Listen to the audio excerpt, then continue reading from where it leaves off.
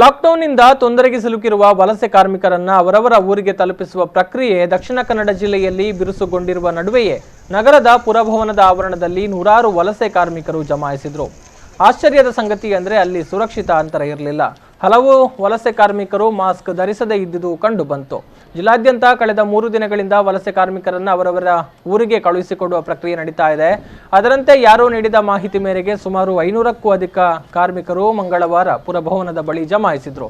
ಸುರಕ್ಷಿತ ಅಂತರ ಇಲ್ಲದೆ ಗುಂಪಾಗಿ ವಲಸೆ ಕಾರ್ಮಿಕರು ಸೇರಿರುವ ಬಗ್ಗೆ ಮಾಹಿತಿ ಪಡೆದ ಮಂಗಳೂರು ಉಪವಿಭಾಗದ ಸಹಾಯಕ ಆಯುಕ್ತರು ಸ್ಥಳಕ್ಕೆ ತೆರಳಿ ವಲಸೆ ಕಾರ್ಮಿಕರನ್ನ ಕಳುಹಿಸಿಕೊಡುವ ಬಗ್ಗೆ ವ್ಯವಸ್ಥೆ ಕಲ್ಪಿಸಿದ್ರು.